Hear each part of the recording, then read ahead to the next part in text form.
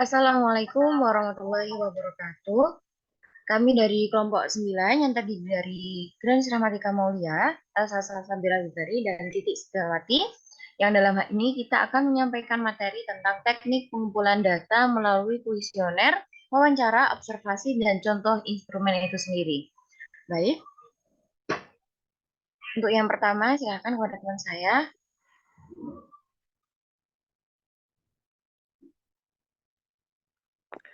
Baik, di sini saya akan menjelaskan tentang metode pengumpulan data berbasis kuesioner. Metode pengumpulan informasi melalui kuesioner adalah suatu teknik pengumpulan informasi dengan cara menyebarkan kuesioner kepada orang-orang yang menjadi responden. Jadi untuk mengumpulkan informasi mengenai variabel yang diteliti.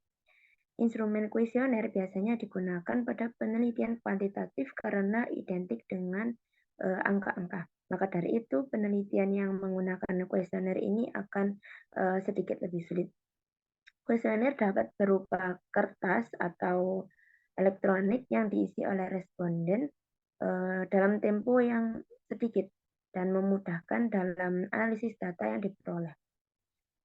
Kuesioner atau yang bisa disebut angket ini adalah sebuah daftar yang berisikan kumpulan pertanyaan yang disiapkan untuk diisi oleh responden. Next slide.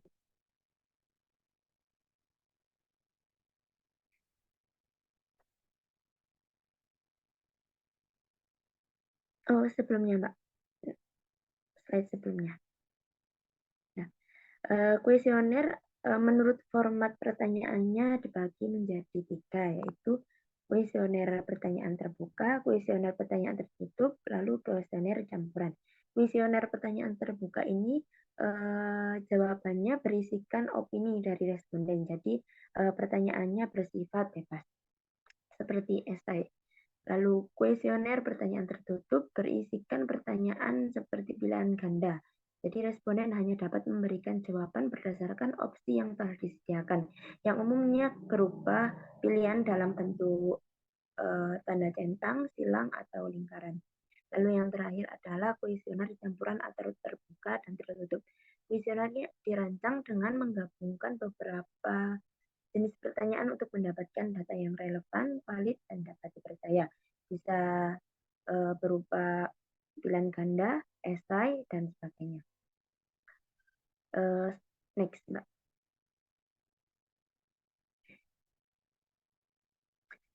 Cara membuat kuesioner yang baik dan efektif. Agar kuesioner yang dibuat efektif dan berkualitas, ada beberapa hal yang penting perlu diperhatikan. Yang pertama ialah menentukan tujuan penelitian. Jadi sebelum membuat kuesioner, peneliti harus menentukan tujuan penelitiannya terlebih dahulu. Tujuan penelitian akan menentukan jenis pertanyaan yang akan dimasukkan dalam kuesioner serta jenis responden yang akan ditargetkan. Yang kedua adalah merancang pertanyaan.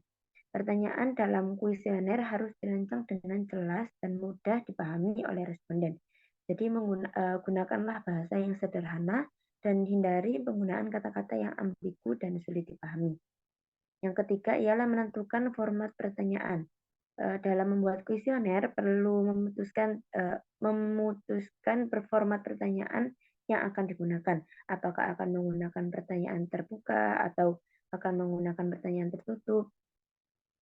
Pertanyaan tertutup biasanya membatasi jawaban responden, sedangkan pertanyaan terbuka memungkinkan responden memberikan jawaban bebas. Pemilihan format pertanyaan yang tepat harus disesuaikan dengan tujuan penelitian yang dicapai. Lalu yang keempat, menghindari pertanyaan ganda.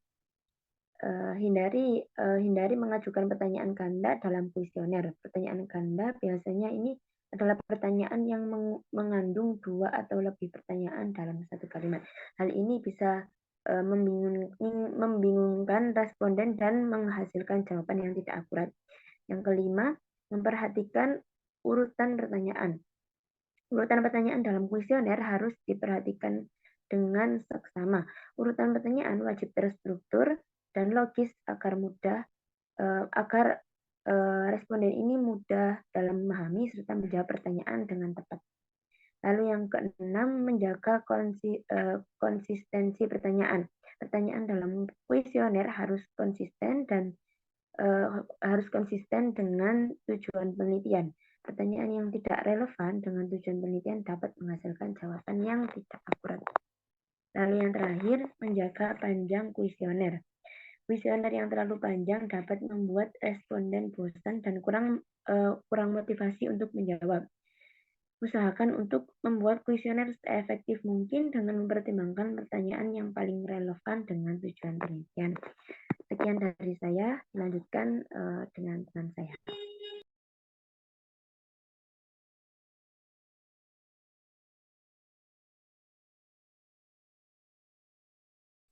Baik, selanjutnya adalah teknik pengumpulan data melalui wawancara. Pengumpulan data dalam penelitian kualitatif terdapat banyak teknik, salah satunya adalah teknik wawancara. Teknik wawancara ini lebih sering digunakan dalam pengumpulan data karena dengan menggunakan teknik ini, peneliti bisa mendapatkan informasi yang mendalam.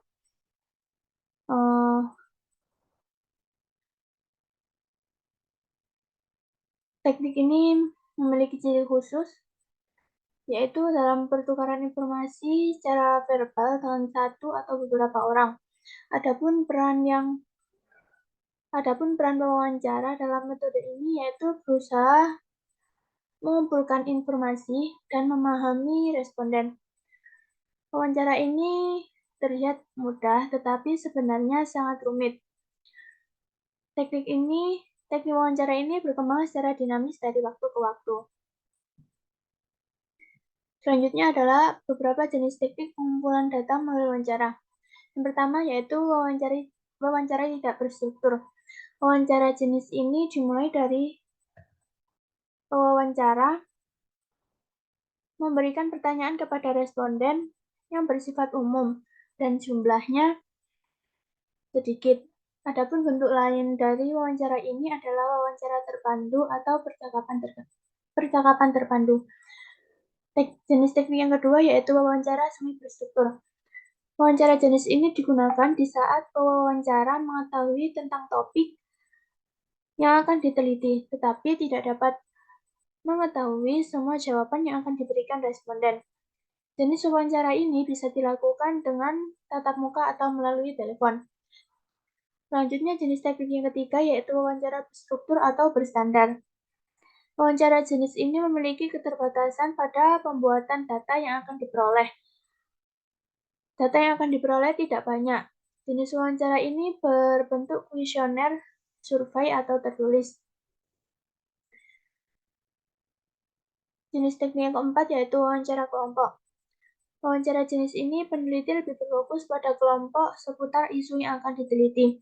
Jenis teknik yang kelima yaitu faktor prosedural atau struktural. Faktor ini bergantung pada jenis wawancara yang bersifat alami antara pewawancara dan responden. Dan jenis teknik yang terakhir yaitu faktor kontekstual. Faktor ini mencakup dua isu. Yang pertama yaitu kondisi wawancara dianggap penting. Yang kedua, konsep wawancara dapat mempengaruhi penilaian respon.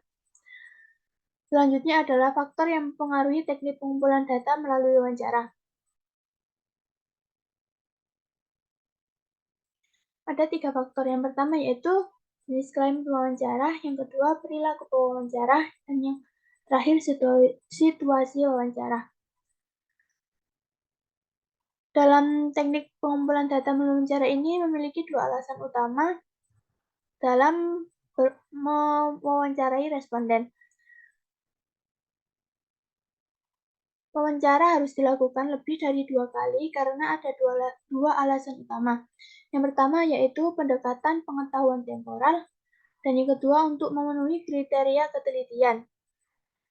Baik, sekian dari saya. Selanjutnya akan dilanjutkan oleh teman saya.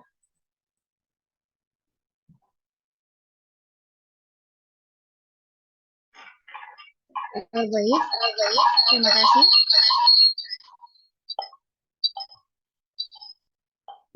Sebentar. Baik, yang selanjutnya yakni teknik pengumpulan data melalui observasi. Observasi adalah salah satu teknik pengumpulan data yang menggunakan pertolongan indera mata. Observasi merupakan salah satu teknik pengumpulan data yang sangat lazim dalam metode penelitian kualitatif. Maksud lazim dalam hal ini yakni metode observasi ini sering digunakan untuk metode pengumpulan data yakni penelitian kualitatif. Observasi ini juga menggunakan indera mata yang mana hasilnya ini lebih ke aktivitas, kegiatan, dan lain sebagainya yang maksudnya ketika mendapatkan fakta, peneliti itu mendapatkan fakta yang sangat akurat dari masyarakat tersebut. Next.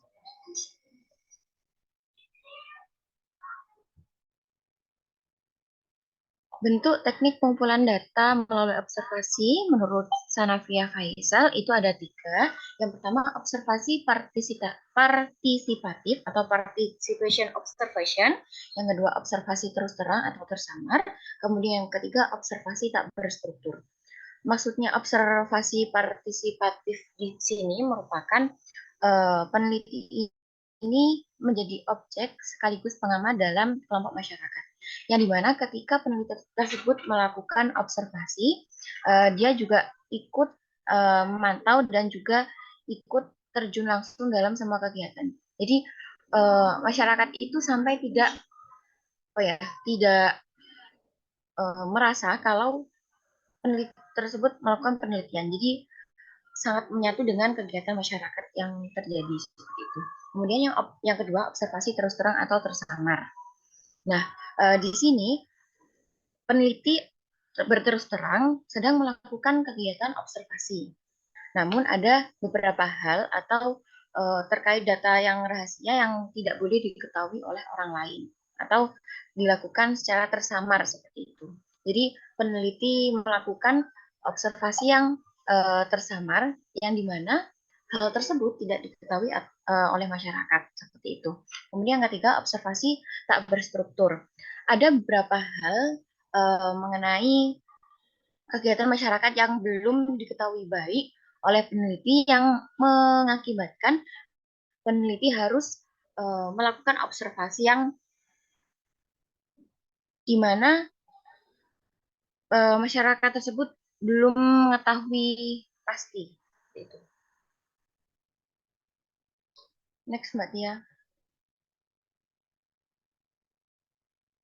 Nah, ada juga bentuk teknik pengumpulan data melalui observasi yang sering digunakan oleh peneliti, yakni observasi sistematis, yang kedua observasi eksperimental. Observasi sistematis ini merupakan observasi yang dimana peneliti memenuhi ketentuan-ketentuan dan tidak melanggar ketentuan tersebut. Jadi terstruktur seperti itu. Kemudian yang kedua observasi eksperimental, yang dimana observasi tersebut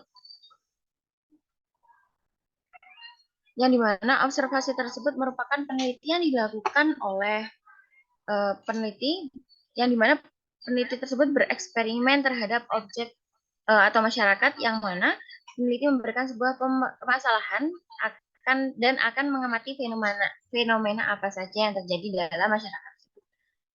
Baik, cukup sekian presentasi yang dapat kami sampaikan. Semoga bermanfaat. Cukup sekian dari kami.